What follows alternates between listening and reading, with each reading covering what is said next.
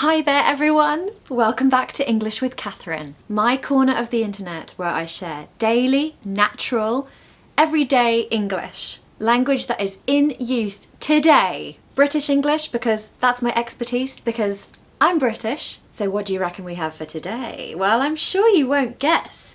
This has been one of my ideas for a while, and here it is, it's ready. Your pronunciation starter pack.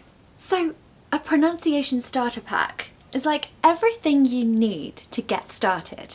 You've probably learnt all the grammar, you've learnt the language as well as you can, and now is a good time just to make sure your pronunciation is on form, at the top of its game, pure perfection. Also, you might feel that you're getting pretty fluent now, you're getting good at speaking, you're feeling more confident, but you're still unsure about your pronunciation in certain areas. This video is really going to show you how to avoid making embarrassing mistakes of pronouncing words wrongly, for example. This isn't about accent, this is actually just about right and wrong. Silent letters, those pesky silent letters that just catch you out. We're also going to be talking about minimal pairs, which is a really frustrating area for students to get their head around. And also the difference between V and B, which confuses many people. Anyway, I'm going to give you lots of tips and tricks, so I hope you're excited. Let's get started. Number 1, voice messages. You're probably thinking, what is she talking about? Voice messages. Well, I'm going to let you in on a secret. The reason that I can perform these videos and the reason that I'm kind of okay with my own voice, I don't hear it back and cringe. Sometimes I do. So something I do is voice messaging. Now you're going to think I'm slightly strange now, but I'm willing to take that risk. So I record myself talking. I do it in the morning when I'm on my walk. What I do is I just speak into my phone. I talk about what I'm going to do that day. It's like a diary entry, but with my voice. And this started off as a kind of habit in the pandemic to just sort of vent the way I was feeling, my frustrations, because the journal wasn't enough in the pandemic. I needed something extra. But what it did was it made me very comfortable with my own voice. So I would listen back to it, and first I was like, oh God, my voice is just so strange. And then after time, I got to know my voice, which sounds like a very strange thing to explain, but this can help you with your pronunciation. What you need to do is record some voice messages of yourself speaking. The first one might be really weird for you, but keep going, persevere. After you record these messages, you can listen to them back. You can then watch YouTube videos of interviews of whoever you want to sound like, and you can compare and contrast it with your own speaking. You can also familiarise yourself with your own voice and get to know yourself. Get to know your voice, and then you can start fixing it. And make notes on areas that you'd like to improve. Make notes on some pesky little habits that you've got into, like not pronouncing certain letters or whatever it is. Keep a note, and then each time you record a voice message, hopefully the idea is that you will improve. Now, you don't have to do this, it's just an idea that personally has really helped me in what I do. I think part of why you don't feel confident in your speaking is that every time you open your mouth and speak in English, you're like, there's a voice in your head like, who is this talking? Like this person, this voice that's coming out, this stranger. Get to know that stranger. I promise you, it'll help. Number 2, V and B. Can you hear the difference? V and B. I know that for some students, and I'm not even going to call you students, people, the lovely people watching my videos, some people find this difficult. Now, people I have taught before, mainly Indian people and also Spanish, they really struggle with the difference between V and B. And I just wanted to give you an easy way to be able to form both sounds. So with V, you need your teeth. Your teeth need to play the game with you when you're speaking. Otherwise, you will not make the sound, okay? Your teeth need to go on your lip in order to make V. V. If I can't see your teeth, you're not making the sound, okay? So we never really use our teeth for speaking, really, I don't think. I mean, that's really strange. But use them with V, and B is without the teeth, okay? If you're using your teeth, you're not going to make B. That's not going to happen, okay? So just be careful. What I've noticed is the B is actually easier than the V. So as long as you've got that V sound right, then you won't be making a B sound when you need a V.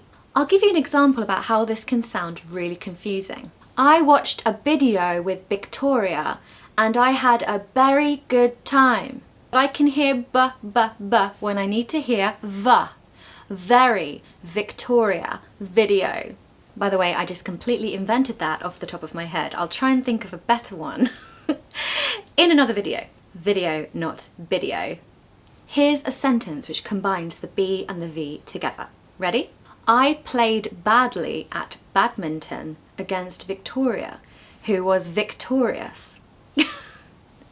Sorry. My sister is called Victoria, so that was a really easy one to go with. And victorious is just a great word. Number 3, minimal pairs. Now, if you don't know what this is, basically, minimal pairs are there just to frustrate everyone and send everyone mad. It's when two words are pretty much the same, but they vary on one sound. One sound makes them different, okay? So of course there are hundreds of these things, but some of them are more troublesome than others. I'm just going to give you some examples just so that you know what I mean by minimal pairs. Pig, big, cup, cap, cut, cat, alive, arrive. Now, I'm going to make more videos about these differences, okay, so don't worry. Today, I just want to talk about sheep and ship, because what I'm going to teach you is actually relevant for a lot of these minimal pairs. When we have a long vowel, like double E, we really need to make sure that we elongate our voice on that particular part of the word, okay? You must do that, because if you don't, it's going to sound like the other word.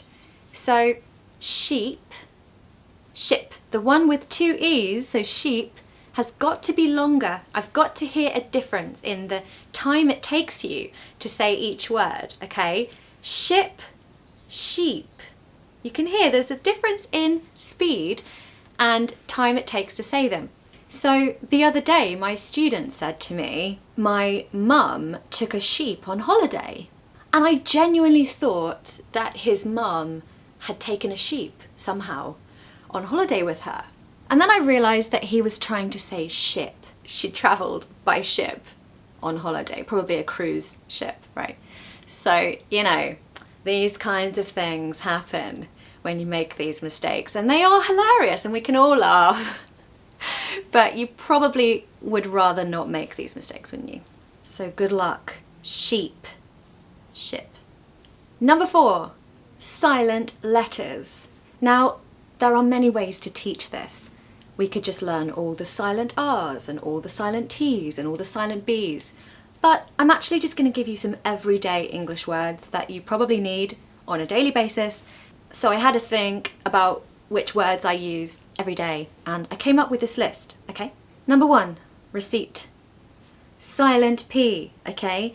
You just have to know this. I'm sorry to say there's no rule with this. It's just the way it is. And I've actually done this in another video, this word. So, receipt. Would you like a receipt? Yes, thank you very much. I'd like a receipt. Number 2, honest. Not honest. I have actually heard people say honest. I mean, there's an H, so why not? But it's actually silent. Same goes with honour, okay? These are silent H's. To be honest, I think that's really tricky and I don't even know why it's silent. Number 3, debt. Debt. Silent B. Did you know that? Pesky silent B. No one wants to be in debt, okay? Debt. Number 4, well there's kind of 2 in this one, sorry. Walk and talk. I hear people saying walk and talk, and actually it's more walk, talk, okay? So no L. Number 5, autumn. Autumn. There's no N. Did you know that? Have you been saying autumn? Autumn? I mean, that's actually really hard to say, so maybe you haven't. Autumn and spring are my favourite seasons, and stay tuned for lots of videos about autumn because I have got many ideas for you. Number 6, actually there's 3 in this one. Should, could, and would. Silent L's, okay? I hear people saying should. It's not very common, but maybe you'll say to me, Catherine, that's so obvious. Why are you teaching that? But some people don't know, and it doesn't make sense, right? Why is there an L? I mean, why? So, should, would, could. No L. Number 7, listen. Listen. Listen to the rain, listen to the birds. Sorry. No T. Don't say it. Even if you feel tempted, don't pronounce it. It's not there. Listen. Number 8, doubt. Doubt. I doubt I'll go out tonight because I'm a bit tired, but maybe I will. There's no B here, okay? Don't ask me why. I have absolutely no idea. There's no B. So go straight to the T, forget the B. Doubt. Number 9, salmon. How many people are saying salmon? I hear this all the time, okay? It's salmon. I'm actually having salmon for dinner. Number 10, cupboard. Cupboard. Why? I'm sorry, guys. I just don't know. I mean, it should be cupboard. Cupboard. I mean, admittedly, that's impossible to say, so that's probably why it's cupboard. But yeah, there's no P, so it's just cupboard. Cupboard.